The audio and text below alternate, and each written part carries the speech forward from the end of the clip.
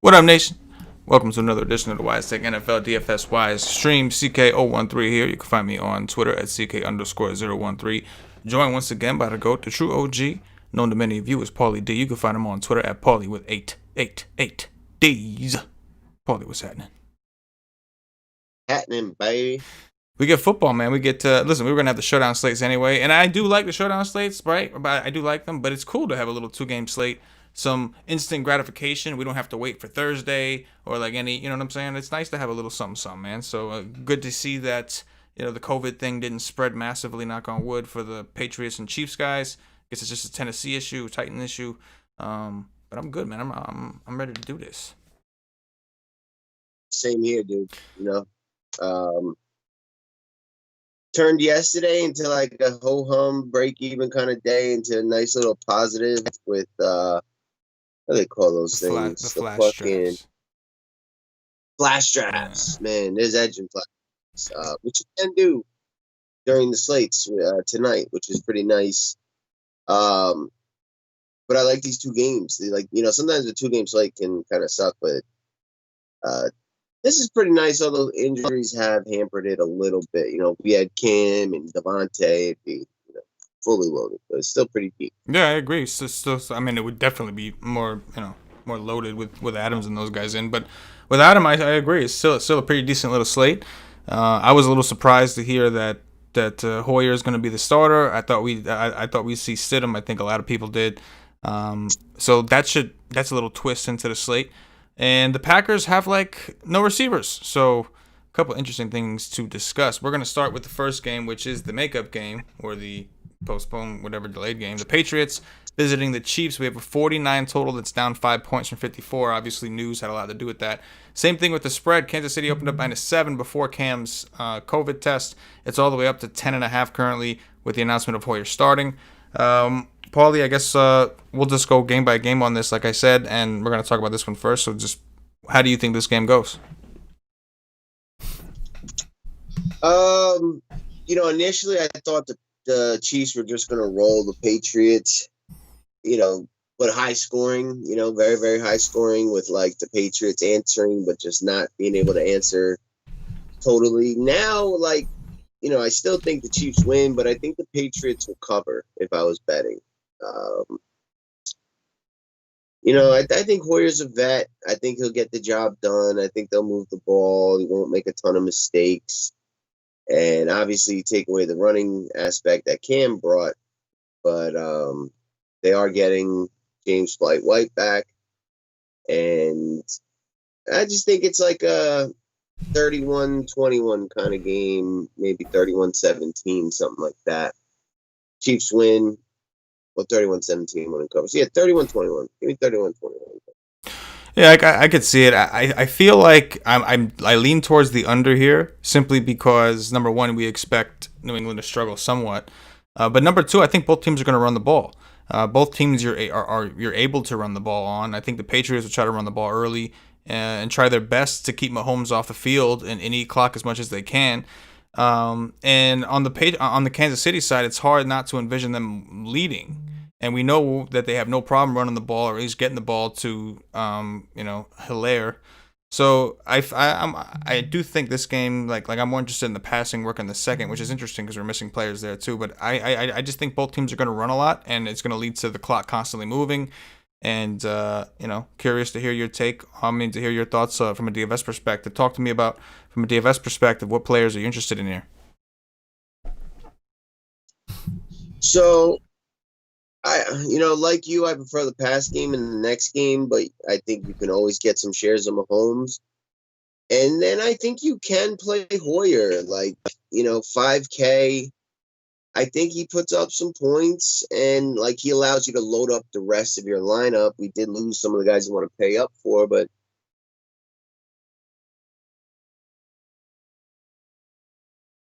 With the on hold action, and he's back. sorry about that. When I was building some teams, if I went all spend ups at the skill positions, Hoyer did allow for that to happen. But for the most part, I like the quarterbacks in the games. I'm with you on the running backs. I love Hilaire. And then I think you want to get both of James White and Rex Burkhead. Anything else I think is going a little too deep. At the receiver position, Edelman. And I think this is a situation where N'Keal Harry could benefit. Hoyer strikes me as throw to the tight end, throw to the wide guy on short routes, and hook routes, curl routes, those kind of things. And that's, I think N'Keal could actually get in a trailing position a little bit more action. The Chiefs guys, I do really like Tyreek Hill. The rest I'm not that into, but on a 2-game slate, Demarcus Robinson or Mecole Hardman could be that low-owned play that kind of differentiates. The Chiefs do kind of spread the ball around. We saw them throw to an offensive lineman for a touchdown last week. We saw Hardman score a touchdown. We saw Watkins score a touchdown. We saw Hill score a touchdown. We saw Kelsey score a touchdown. So I really like Hill. I think this is a spot where he could blow up. And then I just think mixing in the rest of the value is a way to get different on a 2-game slate. Not that into Kelsey, although he's the clear standout at the position across the slate, but I'm a Falcons guy by a little bit. And I like both defenses here. Yeah, I think it's starting with the Chiefs side. It's funny. I'm more likely to, even in Mahomes teams, to try to find a way. And Mahomes is probably my third favorite quarterback. I'm not really playing too much Hoyer. I'm not doing a ton of teams, but I think that with Mahomes, even if I were to play him, I'm still more interested in the Calvin Ridleys, the Julio Joneses, and those kind of studs for receiving. Because, like you said, Paulie, it's just a little too crowded, I guess, on the Chiefs side. And ironically, you got Stephon Gilmore, who I would imagine they're going to try their best with Tyreek. Not to say he's going to shut Tyreek down. When the Chiefs want to get him the ball, they're very good at finding ways to get him the ball.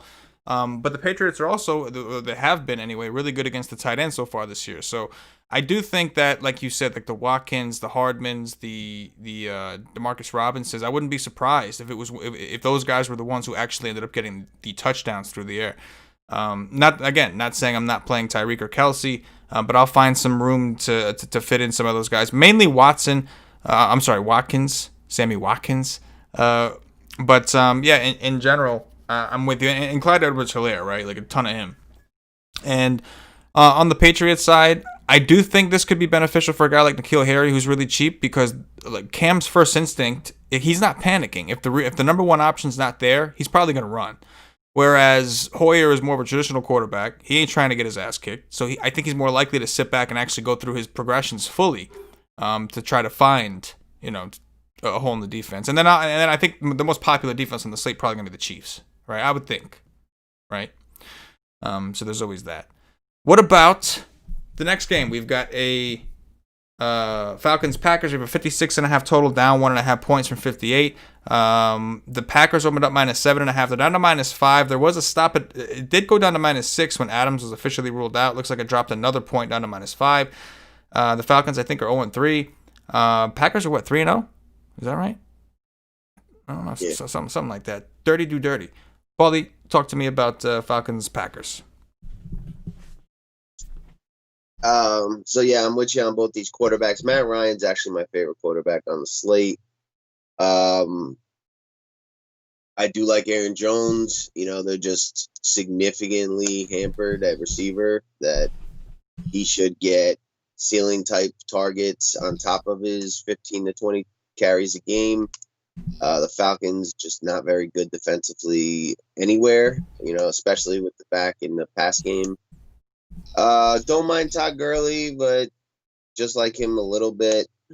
It's the receivers that I'm really interested in. You got Julio, Ridley, and even some Gage, and then all three of the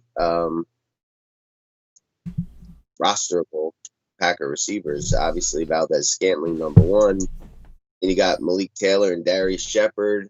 Min Price both gonna probably get 70% plus snaps in the pass game.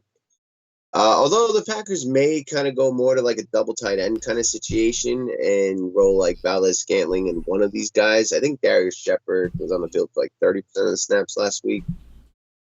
And they rolled a lot of double tight end. Unfortunately, none of those tight ends are like really that attractive for DFS. Really like Hayden Hurst. And I think it'd be contrarian to take one of these defenses, but I don't really like it that much. Yeah, I think you make a lot of good points. So with the Packers side, of course I like Rodgers, but I agree with you. I think Ryan's my favorite quarterback, right? They're not the ones that are hampered with injuries. Julio Jones, Calvin Ridley both playing. Rodgers, I have a real concern of who he's throwing the ball to. Now, because of that, I like Aaron Jones a lot. I think most people will. I expect him to be pretty damn popular. Even though maybe not enough people give enough credit to the fact that Jamal Williams, aside from last week, I think last week we saw he dominated the snaps 71%. Before that, week 1, it was 50-50 with Jamal Williams, basically. He edged him by a little bit. And then in week 2, they worked in the rookie a little bit in the backfield. So there's some risk there, but it's a phenomenal spot for him. Falcons have been okay against the run itself, but not against running backs. They're going back to allowing running backs to make a lot of catches, which again bodes well on DraftKings PPR sites for a guy like Jones. But the receiver thing is kind of interesting. My favorite target, actually, for Aaron Jones is actually Tanyan, the tight end.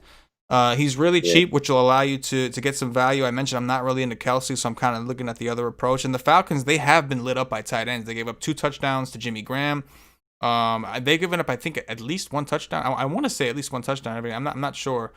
I did know that before the show, but then once we hit it, it's like everything goes out of my head. But yeah, I know they've given up a lot of touchdowns to tight ends specifically, so I am interested in Tanyan a lot. Valdez-Scantling, I think, is going to be a real popular value option, and I get it. He's number 1 receiver there, but I will work in some Shepard at 3K, but it's the Atlanta passing game I'm more interested in as well. I do like Matt Ryan a lot. I think they're going to have to throw a ton. Even though running on Green Bay is the MO, it's not really the Falcons' MO. So with that said, I'll have some exposure to Gurley, even with Matt Ryan teams, because I think that they will throw to the running back a little bit. It's just a ceiling thing. It's hard to envision, and he's so close in price to the James White, Rex Burkhead situation that, not that I think they're better players, but they are a more run-heavy team, and you expect them to actually run the ball a lot.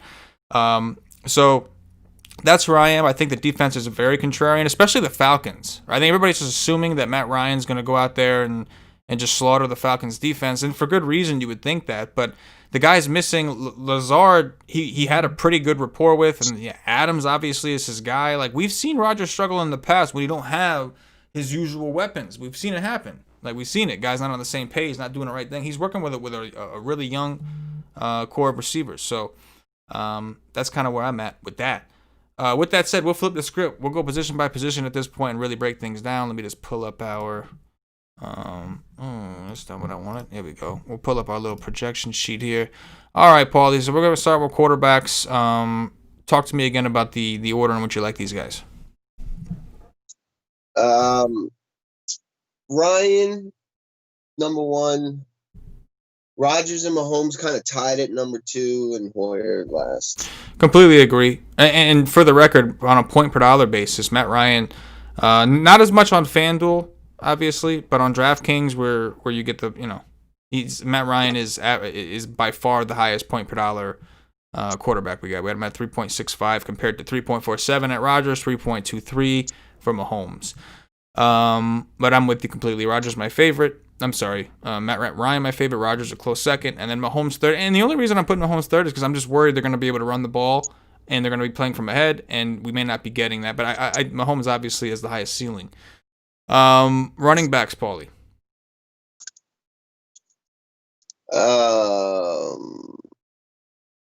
Hilaire, Burkhead, Jones. I was wondering how you were going to handle the Burkhead James White situation. So yeah, Hmm. I mean Burkhead fits the description where we expect him to run more, right? Yeah. And like the rushing is really what we want. I know PPR is great, and James White's in play just as much. It's just you just they've had teams have had success actually running the ball with run plays, and you would think that Burkhead is going to lead the way with that, right? They've like never really given White a ton of carries. Like Right. 14 once against Houston in 2019, and like the next time he had more than 10 was week 9 of 2018. So once a year he goes over 10 carries. Mm. It's just like, and he hasn't practiced in 2 weeks. He had the death of his father. His mom's been in the hospital. Mm. I do think they're going to use him now that he's back and they need it, but I they've just been having success with Burkhead. They always seem to do well with Burkhead when he does play. Um, Whenever he's going to get enough touches, Burkhead seems to be fantasy viable. James White, although I think he's like equally, like he would have been the fourth name I would have said. Um, he could just get like 7 targets today. Right. Yeah. No, it's definitely true. It's definitely true. I'll probably have an even distribution of both, which like it kind of I hate when I have to do that because then like first of all I don't get enough of either one that I wanted because you have to split their exposure. On top of that, then I end up overexposed to that situation. Now we're talking if you break 30 and 30, you're talking about 60%. Unless some teams you have both, which is certainly viable on a small slate. But you know what I'm saying? Like I hate when I'm going to do it because I agree. I think Burkhead is going to be the guy, but if James White is, I'm going to feel so dumb because he's the one that's shown some of those ceilings, like, granted with the pass work and everything like that. But I agree with you that I think Burkhead is going to be the one, especially after all the success he had last week. He's going to at least get the first crack, I think. What about Damian Harris? I see the Patriots took him off injured reserve. He practiced on Wednesday. He was balling in training camp. He was balling last year in preseason. Any significance in him finally practicing coming off injury reserve, and maybe they just stick him out there? Has anyone been talking about that you've heard? I haven't heard specifically, but you know how the Patriots are with that kind of stuff. They're not going to tell you anything that they're going to do, especially in a situation like this. So it's definitely possible. I mean, you make a really good point with White. He hasn't practiced in 2 weeks. Well, I think he just joined. Maybe he's had one practice in 2 weeks, I should say. Regardless, we know he's been away from the team, and like you said, it's never really been ones to give him those types of carries. But I expect White and Burkett to handle the majority. But especially in a touchdown vulture situation, like a lot of times you see it, a running back help gets a guy down there, but then he's tired and needs to come out for a play, and that's the play they punch it in. So I could see a scenario like that happening either way. They're comfortable with 3 running backs. They're comfortable with the rest of the fantasy community not knowing which running back they're going to use. They take pride in that, big time. Yeah, like Dick. Like Dick. Let's go over to receivers. Paulie, talk to me about the receivers. Yeah, so I never really thought about this in terms of like a ranking situation, but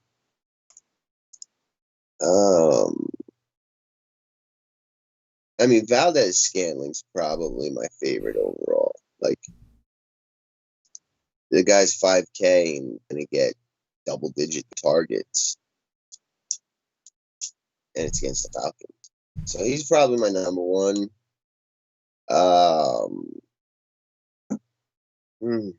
This is actually where the slate is won. Let's see what the fuck was hampering Calvin Ridley. We're both ready to roll. Getting in practice, should be in the lineups.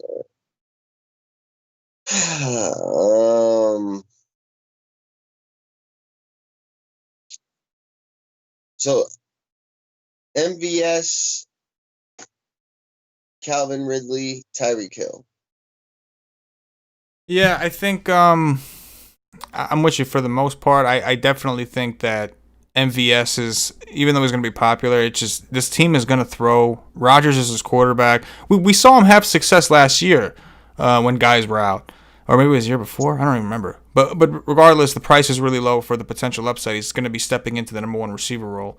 I also like Julian Edelman as a potential play for New England. You got to figure New England at some point, assuming they're trailing, they're going to try to throw the ball.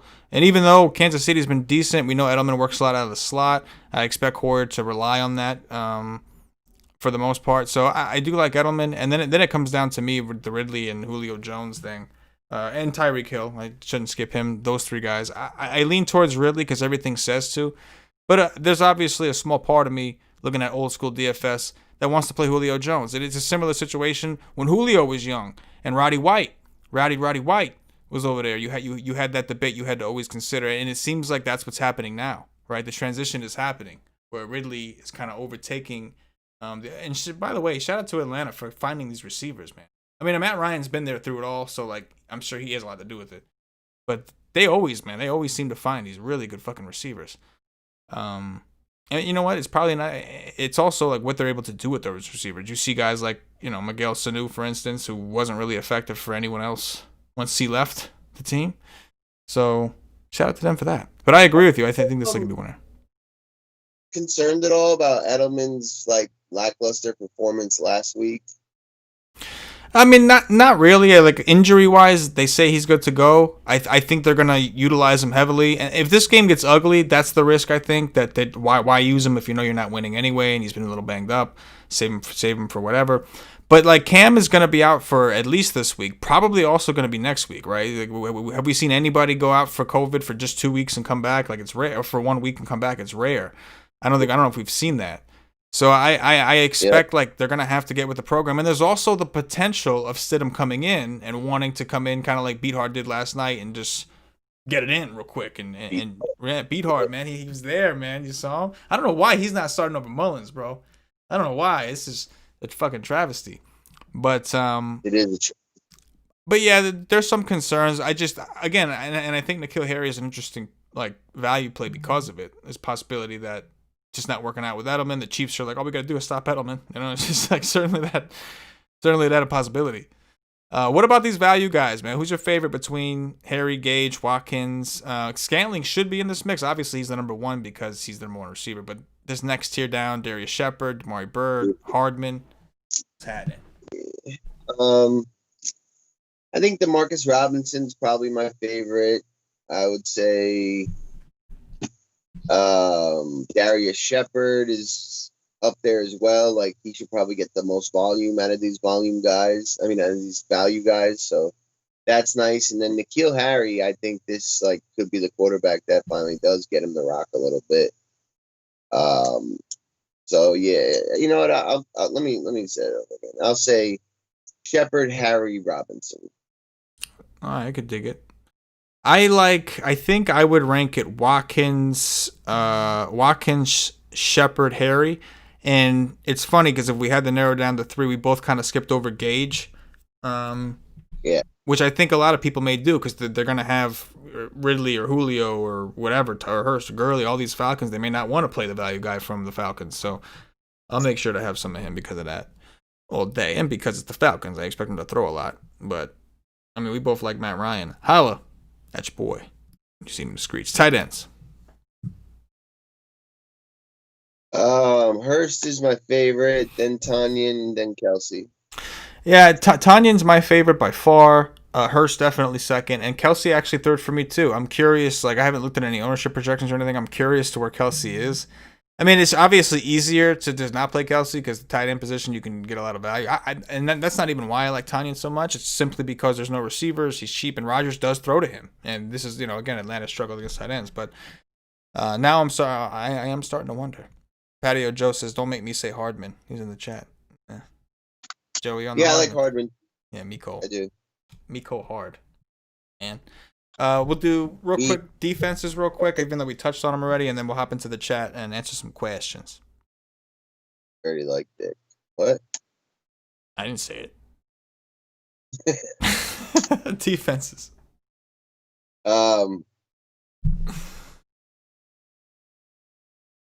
Chiefs, Pack, Falcons, Patriots.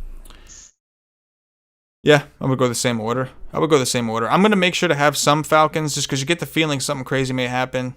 And I feel like nobody's playing them. So I'll get a little bit. But the Chiefs, it's like, I mean, they got it. I get it. And I'm playing Tanyan a lot, so I'll be able to afford them. Chat time. Get him in a chat time. Kyle Bogart says, "Sup, fellas? What's up? Kyle Bogart, he's playing the showdown, I guess. Edwards for captain. I'm cool with that in that game. Edwards, yes. Wait, hold up. Showdown. Oh yeah, Dirty Dick style. Yeah, Edwards or Mahomes. And I'm not a big captain in the captain spot, but Mahomes really spreads it out so much. He can run it. He's like an exception to that rule. Agreed. Joey Joe says, "Sup, boys? What's up, Patio Joe? Looking forward to the first look tomorrow. Joey 4-0 in cash games. Cash games. 4-0 Joey. Going for 5 next week. And that's it.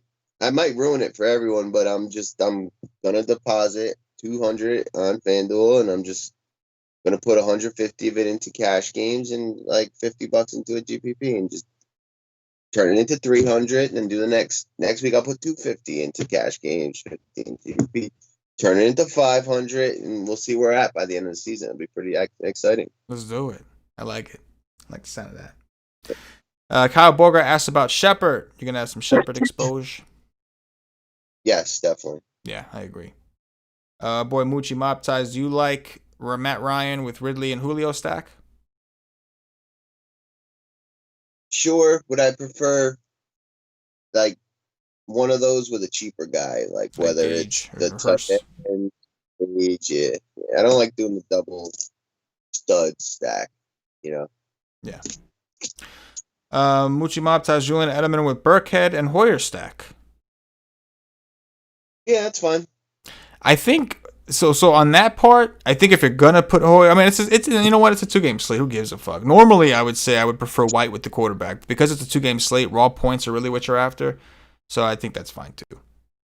Our boy Chadwick says, "Yo, what's poppin'? Good to see you, Chadwick. Mahomes or Rodgers on FanDuel?"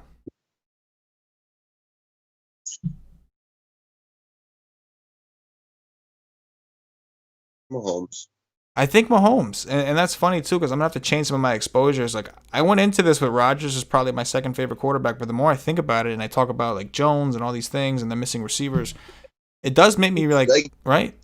Epiphany, like although I like that game better and I like the receivers because they're cheap and all the volume and yada yada, but when you just posed that question to me, I was like,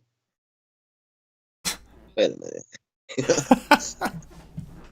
If Aaron Rodgers gonna run it in, or maybe they even struggle a little bit today. The Chiefs are scoring 31 points, like right. That's happening. Most of them are gonna come through the air, or Mahomes running them in. Maybe Hilaire will get one, but right. And he won't even get it through the air. So yeah, it's Mahomes. Yeah. Hurst or Kelsey in GPPs? I prefer Hurst. I mean, I think like you're never just like with money not involved choosing Hurst over Kelsey, but what it allows the rest of your build to do is why I prefer Hurst. Feel me? Yes, I do. Clyde make a miss everywhere, or James White? Clyde. Yeah, definitely Clyde. Joey says, "Don't let me say hard." Remember last week. NCKM, is there a chance Devontae Adams plays? From what I saw, no. I mean, I know, Paul, you were telling me about the tweet he made, sounding like he wanted to play, and then he deleted the tweet. I don't know, but from what I've seen, I mean, he's still doubtful, so there's not like he hasn't officially been ruled out. He has already said he's not playing. But again, he deleted that tweet and all that shit, and he's still doubtful. I don't expect him to play, personally. No. Boom. LH boy. Let's see what else we got. Tony A just got in the chat. Who's your top QB? We both like Matt Ryan. Yeah, Moochie says, "Let's get this Cash Nation. Do you like Bird, wide receiver? Do you like the Bird for New England?"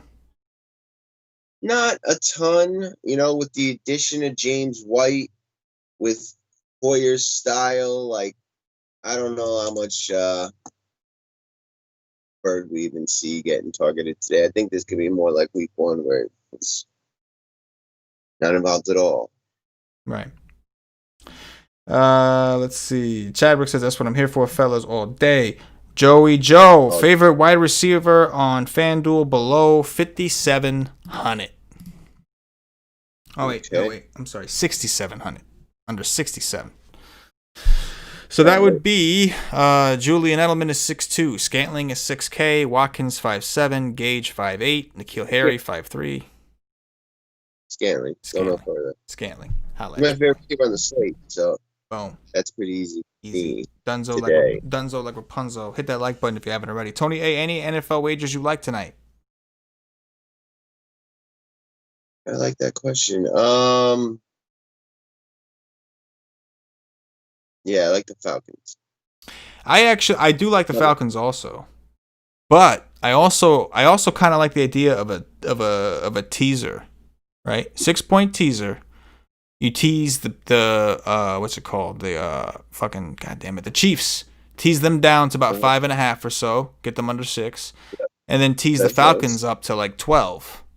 I like the Falcons straight. That's fine, but I do like the idea. I did come across the teaser also. And I thought that was pretty sexy. So I am not a guy that likes to tease up. Like I usually only tease down.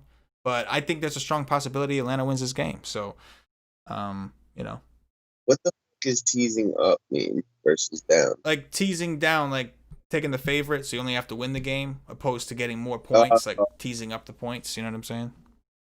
Okay, I got you. I mean, because I think most people are teaser is one of the most popular bets out there, and today it's going to be Packers and Mahomes. Like that, like it's going to be tease the Chiefs down to 5.5, tease the Packers down to a pick'em or even +1. That I think is going to be the most common teaser we see tonight. Yeah, I would just do like 500 on the Falcons +5, 200 on the Falcons money line. I'll let you boy if you want to take them straight all day. What's your top stack tonight?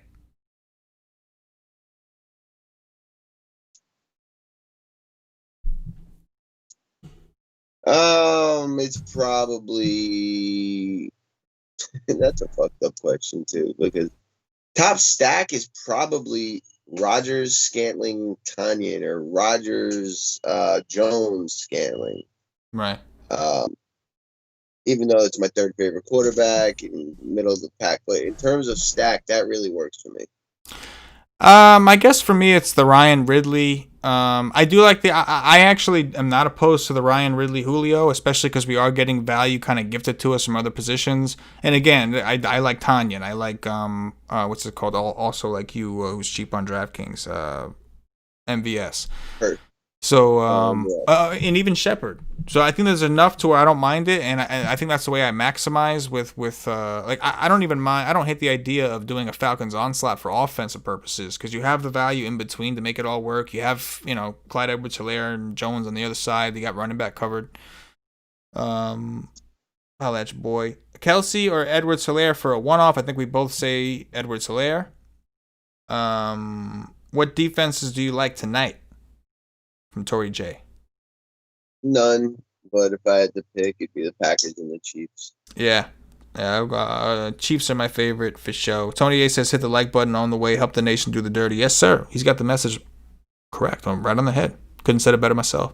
Much appreciation to you, Tony A, and to Tory J, who's constantly telling everybody they're freeloaders for not hitting the like button. Appreciate it. I didn't say it. Doesn't mean I don't or do agree, but maybe I do agree. Shout out to him. What are you planning on getting James White at? To who? James White. Kind of explain. I'll probably do like a 20-30 or a 30-30. So with Burkhead and White, I mean White being potentially 20, or they're both being at 30. Because on the one hand, I think Burkhead fits the role we're looking for better, but I think White fits the script better. How about Jamal Williams? Playing him at all? If I had more than 20 teams, I would. Because I only have 20, I'm not. And I know that could fucking haunt me, but just gotta. I mean, because the only way Williams like is at a point where he does better than like not point per dollar, just raw points, does better than other people is if something happens to Aaron Jones, right? Like maybe he fumbles twice or once even, and they're like, "Fuck you, you're on the bench." But I kind of think that they're interested in putting this third guy in front of Jamal Williams. I think that's been like the trend. So I'm a little nervous about that. Sticky situation, man. Sticky How much situation. Todd Gurley? Probably around like 20, 30, something like that. Because he's the one I'm torn on. Because you have him, you've got the other guys behind him, Brian Hill, Smith. And the Packers, for even going back to last year, they were very vulnerable against the run. So like they actually have a pretty good secondary. It's the run where they've, so I want to get some. Gurley's the only one that I'll have any substantial ownership of, but I'm nervous about that too. Like not having enough, but also feeling like I can't really go more because just because it's a good running situation don't mean it's going to be Gurley. And those other guys are in the same boat for 20 teams. I don't think I'm getting there. You know what I mean? I do. Exposure News Network says, "What up, CK? Holla at your boy." Yes, sir. Somebody's been watching because I've been saying that a lot. And it's become one of my filler statements. You know what I mean? Like, what? Holla at your boy. Sometimes I'll say it. I don't even realize I'm saying it, but I say it. But I like to hear it back, though. Yes, I do. That's going to do it for us. Thanks, Paulie. That was dope. That's going to do it for us. We'll be back at it tomorrow night. Tomorrow, I'll be doing an MLB-wise stream early, probably afternoon. Probably about an hour before lock. We have a 4-game MLB slate, so make sure you subscribe to the channel. Notifications bell on, all that shit.